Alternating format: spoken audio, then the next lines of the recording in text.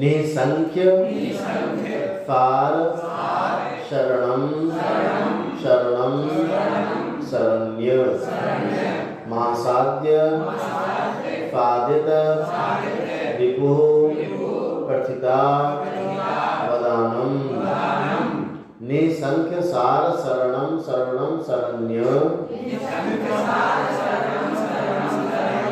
मासाद्य साधित रिपु प्रथिता वदातम बदानम भी हो कहीं बदातम लिखा हो प्रथिता वदानम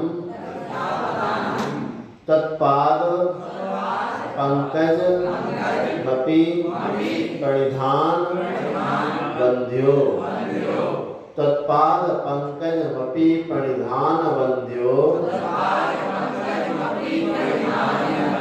बंध्योस्मि चेत भुवन पावन हा हतोस्मि बंध्योस्मि चेत भुवन पावन हा हतोस्मि बंध्योस्मि चेत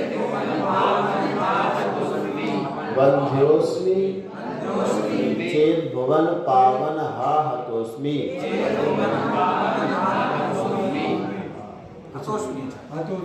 हतोस्मि मारा गया हूँ मैं ऐसा हता अस्मि निसंख्य सार शरणम शरणम शरण्य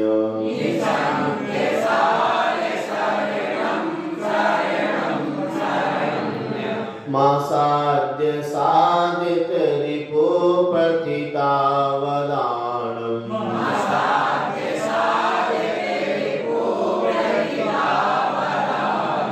तत्पाद पंकज मपि परिधान वन्द्यो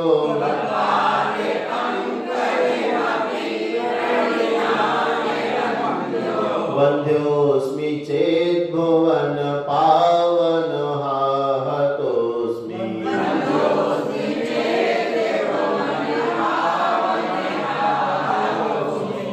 निसंख्य सार शरणम शरणम शरण्य मासाद्य साधित रिपु प्रथिता वदानम तत्पाद पंकज मपि परिधान वन्द्यो वन्द्योस्मि चेत भुवन पावन हा हतोस्मि। बहुत सुंदर। हाँ ठीक है।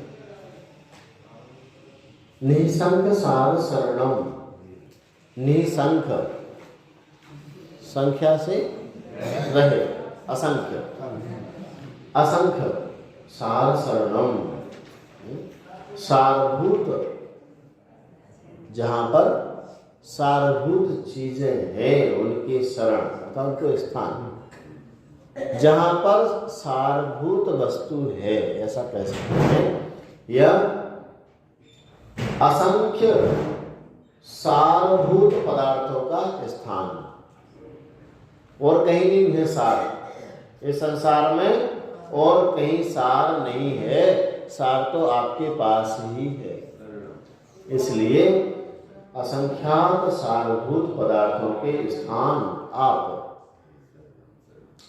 शरणम और कैसे हैं आप सबको शरण देने वाले शरणम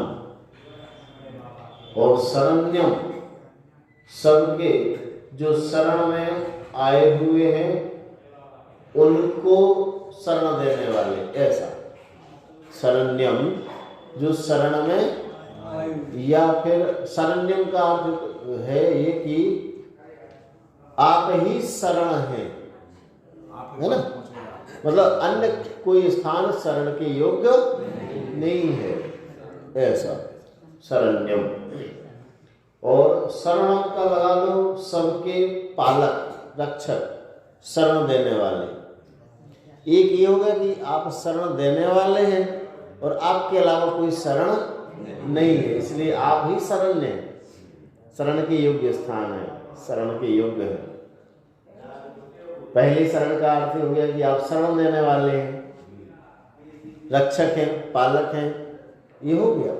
और शरण्यम, शरण के योग्य भी आप ही है, अन्यत्र कहीं शरण नहीं है, एकमात्र आप ही शरण के योग्य हैं।